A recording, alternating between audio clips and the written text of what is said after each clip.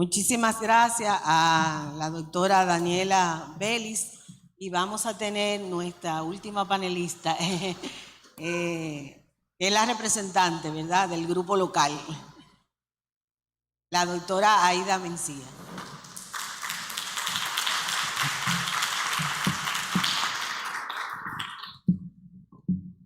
Muy buenas tardes.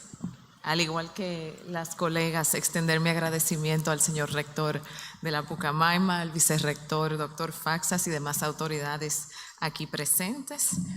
Ya inicié mi cronómetro, les prometo que llegarán a tiempo al almuerzo.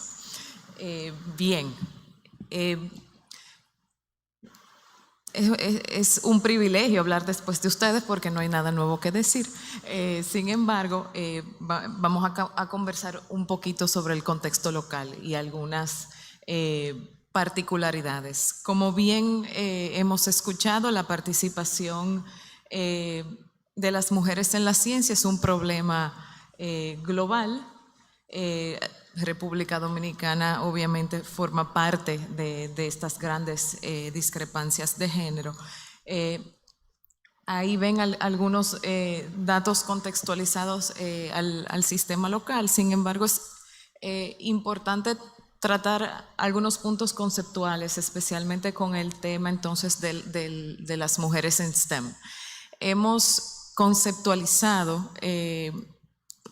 como un problema muy particular la baja participación de las mujeres en STEM. Sin embargo, a la vez lo que logramos con eso es infravalorar las ciencias donde sí están las mujeres, porque hemos asumido que solo esas ciencias apuestan al progreso y no las otras. Sin embargo, las ciencias sociales y las humanidades son las que permiten un contexto epistemológico local, un saber local y un sello diferenciador de la ciencia latinoamericana. De lo contrario, podemos pecar, y hasta cierto punto ya lo hacemos, en hacer un copy-paste de las necesidades científicas de los otros. Nos convertimos en replicadores de ciencias básicas y no en generadores de conocimientos propios que atienden nuestra realidad y nuestros problemas. Y no es coincidencia que en esa visión muy nórdica, muy patriarcal de la ciencia, las mujeres entonces nos quedamos fuera. Nada de esto sucede por coincidencia. Y algunos hallazgos que les voy a compartir, que ya hasta cierto punto se han tratado acá. La segregación vertical sigue siendo un problema en nuestro país, efectivamente, aun cuando hay representación. Y efectivamente, si pensamos en esa infravaloración de los saberes donde priman las mujeres, pues se entiende un poquito más dentro de ese contexto. De igual manera, hemos conversado de la famosa leaky pipe, de la famosa fuga, de la tubería. Sin embargo, hablamos de esa fuga cuando empezamos a hablar de que, bueno, hay mujeres en la academia, por ejemplo, en medicina ya hay paridad en la matrícula, en algunas áreas ya hay paridad en algunas áreas disciplinares, pero cuando nos vamos a las rectorías, a los consejos regentes. Sin embargo, en nuestro contexto, la leaky pipe inicia mucho antes de la educación superior. La educación superior dominicana se le ha olvidado hasta cierto punto la educación preuniversitaria y queremos agarrar el problema al final. Nosotros en UNIV en los últimos 7 años hemos realizado un programa de alfabetización en 400 escuelas. Hemos impactado 200,000 niños dominicanos y aprovechamos el estudio de lectura para ver unas cuantas cosas de género. Y efectivamente vemos que en los docentes de primaria el esencialismo de género persiste. ¿Qué quiero decir por esencialismo de género? Las niñas son mejores a ciertas cosas, adivinen cuáles, y los niños son mejores a otras cosas, para otras cosas. Culpabilizamos a las niñas por su emotividad y constatamos en ese estudio también que los docentes, especialmente los de matemáticas, que tienen estos sesgos de géneros muy, pero muy internalizados, valoran de manera negativa las competencias de las niñas en las matemáticas.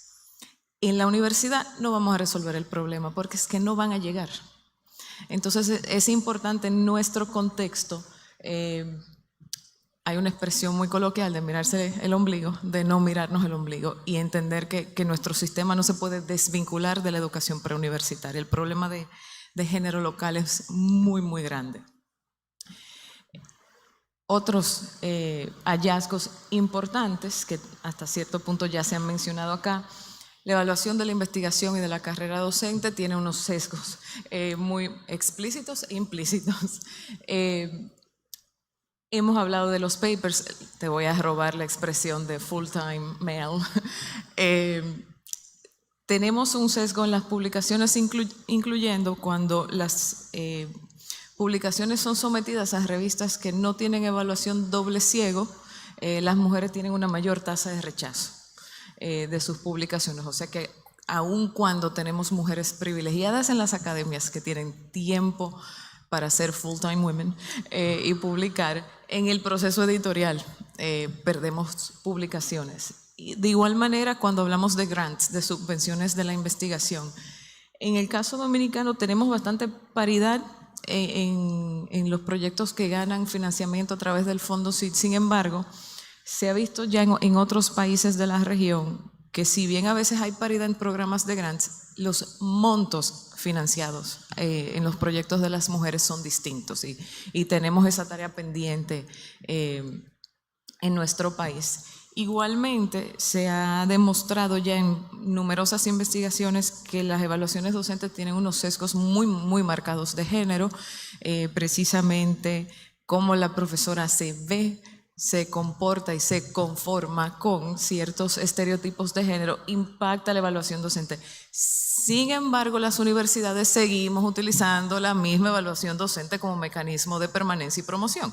Entonces tenemos la data que nos dice, no funciona bien, pero lo seguimos usando. Y ahí las universidades tenemos que ser un poquito más agresivos en nuevamente mirarnos en el espejo. Le pedimos a los estudiantes que vayan a la academia para construir la sociedad que queremos. Pero si nosotros desde la gerencia no lo hacemos, ellos no van a poder. Le estamos poniendo la barrera a nosotros mismos. Otro hallazgo interesante es el tema de las redes de colaboración y se ha hablado de internacionalización del currículo ad nauseam en muchísimos espacios. Y sin entrar ahí, sí hay investigaciones que señalan que especialmente para las mujeres esas redes de colaboración cobran mayor importancia, pero funcionan para las mujeres, especialmente cuando esas redes de colaboración derivan en papers con autores principales que son hombres. Y para el sur global, donde estamos la mayoría de nosotros acá, ayuda más un primer autor masculino de una institución del norte global. Si estamos hablando de colonizar la academia y de colonizar la salud global, entonces esa no es la forma.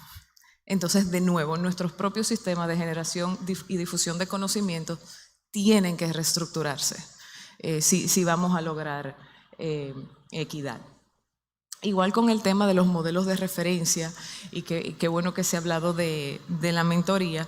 En nuestro país específicamente, donde tenemos pocos referentes, tenemos pocas mentoras. Y un hallazgo interesante, y esto se ha visto de hecho también en el contexto de las universidades norteamericanas, estos procesos de mentoría y estos comités de diversidad suelen estar sobrepoblados por mujeres, pero especialmente mujeres afrodescendientes, mujeres con discapacidades, mujeres lesbianas. Entonces se dan unas desigualdades interseccionales donde sobrecargamos a las pocas referentes que hay en las universidades de esos grupos, donde se dedican a este trabajo no remunerado que no tributa la evaluación docente. Y entonces básicamente le asignamos a las mujeres un rol de cuidadora dentro de la academia que al final no apunta a su desarrollo profesional. Igual las investigaciones sobre la percepción del sexismo, y se mencionó el tema de las diferentes violencias que se dan. Pero algo muy, muy interesante es que la misma literatura académica habla de la percepción del sexismo y las mujeres se salen de las ingenierías y las mujeres se quejan en la academia del sexismo que percibimos, alude inelegantemente a un episodio delirante agudo, mientras tratemos al sexismo como algo que nosotras las mujeres percibimos o nos estamos inventando, no habrá política que incida. En algún momento tenemos que aceptar que esto es una realidad para poder cambiarla. Y si la misma literatura científica que estudia el sexismo lo trata con esa ligereza, no llegaremos muy lejos. Ya esto se ha mencionado mucho, entonces no lo voy a tratar tanto, y es esa famosa conciliación de la vida familiar y laboral. Queremos que las mujeres trabajen como si no tienen familia y que tengan familia como si no trabajan. Y todas dijeron que las escucho. Y las felicitamos en la medida en que están felizmente desgastadas haciendo las dos cosas al 100%.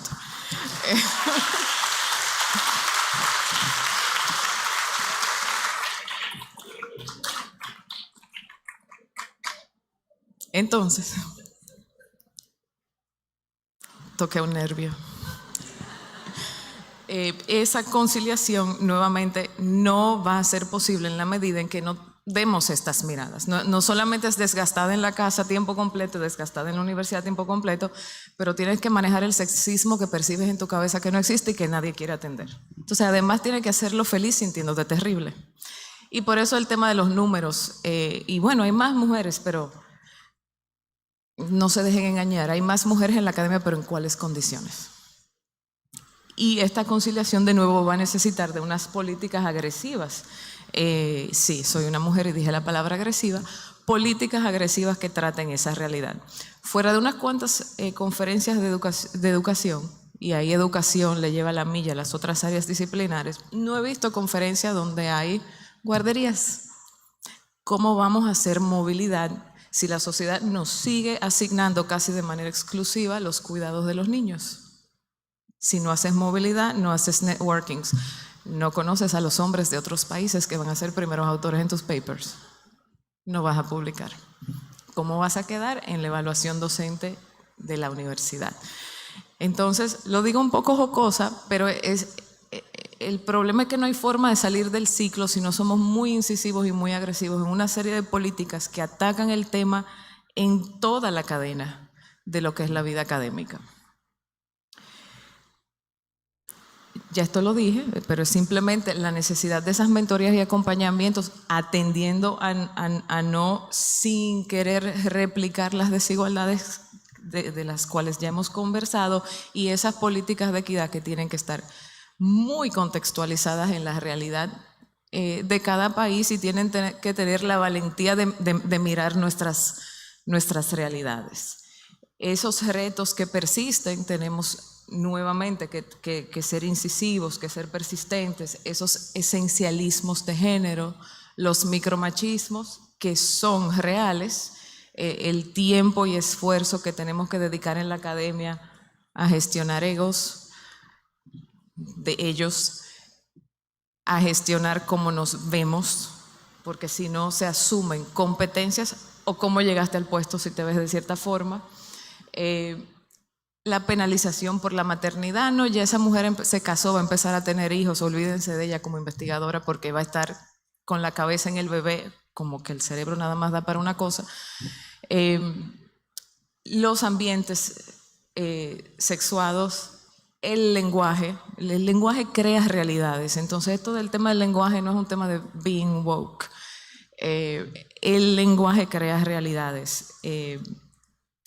Y cómo hablamos de las mujeres en posiciones de liderazgo versus cómo felicitamos a los hombres por el mismo comportamiento por el cual penalizamos a las mujeres, se queda.